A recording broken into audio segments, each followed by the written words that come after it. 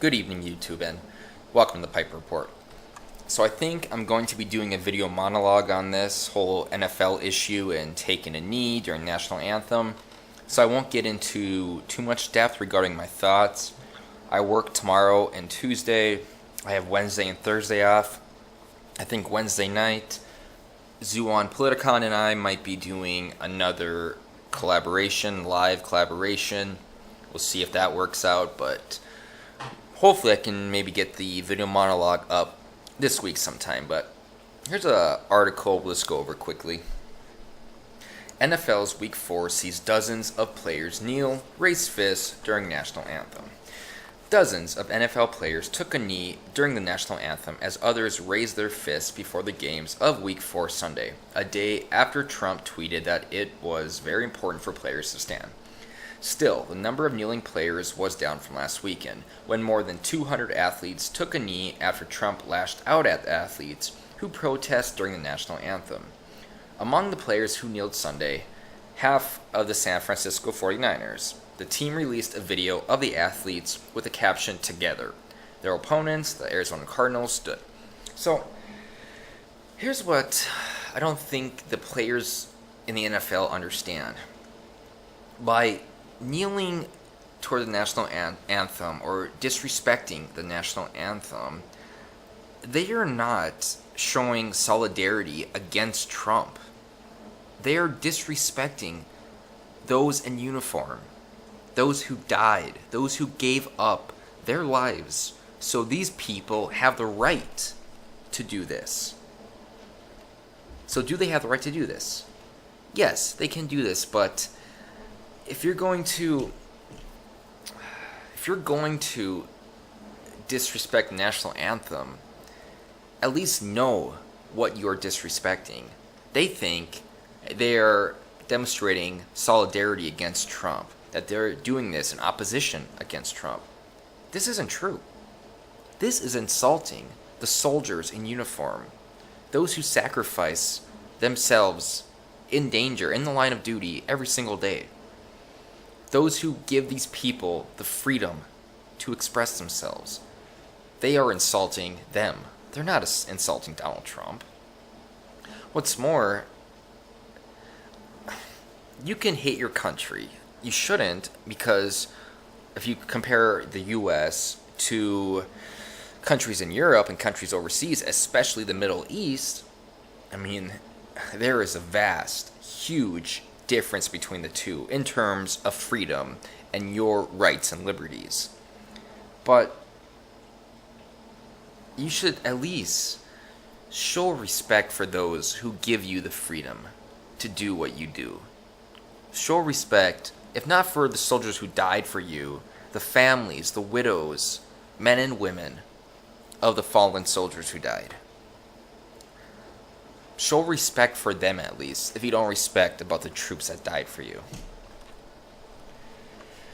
The 49ers added in a statement, "For more than a year, members of our team have protested the oppression and social injustices still present in our society."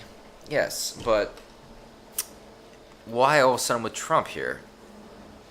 As we've seen under the Obama years, he essentially devolved race relations back to the 1960s.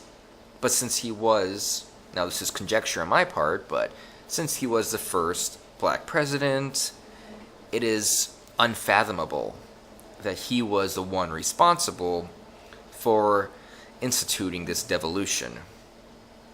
There's no way the first black president could be responsible for completely destroying race relations, even though it appears that is the case. He was the one that called out, Obama was, that called out all the police. That Trayvon Martin, if he had a son, he would look like Trayvon Martin. He was the one that destroyed race relations between the black community and the police. Now, that's not saying that there aren't bad cops. There are bad cops. And those who violate the law or who abuse their authority, they should be dealt with. They should be fired. But you cannot categorize every single cop as a bad person, which is what Obama tried to do almost.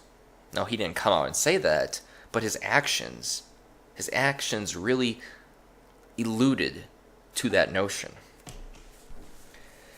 Protesting during the playing of the Star-Spangled Banner began last season when Colin Kaepernick, then a 49ers quarterback who's also half white, took a knee, saying it was to protest social injustice. A trio of Miami Dolphins players were kneeling during the national anthem this morning.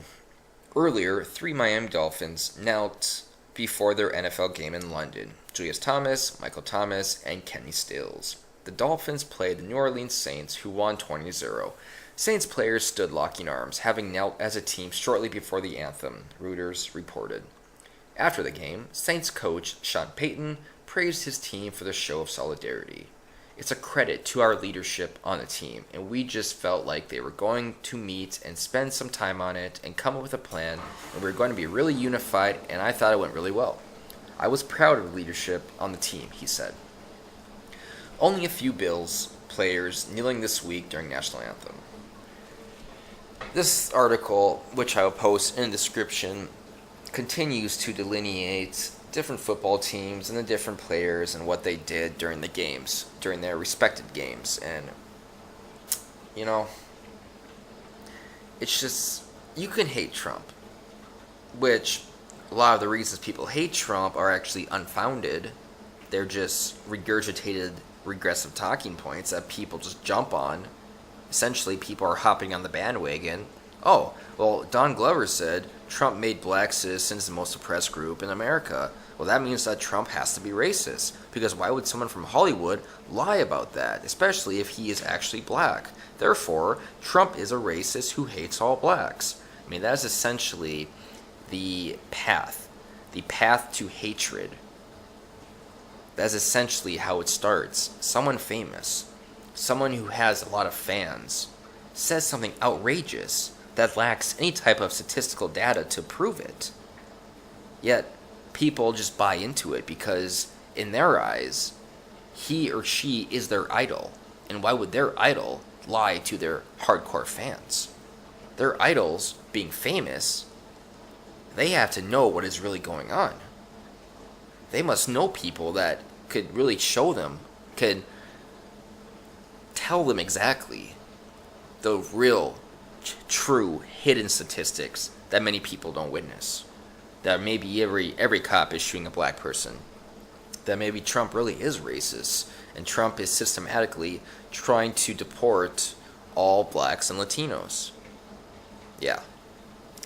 You see how this road, this devolution, can lead to horrible presumptions, how it can hurt race relations, and how these Hollywood celebrities, they really need to step up and stop bitching and complaining and stop making up lies. If you're going to make an outrageous claim, try to back it up with statistical data. If not, then you're just regurgitating regressive talking points, and you are only making things worse. No matter how much you try to increase hostility toward Trump, you think that you are building unity and solidarity for your political ideology, your side, most cases the left-wing side, you're only making things worse. Because you're separating the regressives from the actual progressives, from the actual centrist Democrats, from those on the right. It is Hollywood that is making things worse.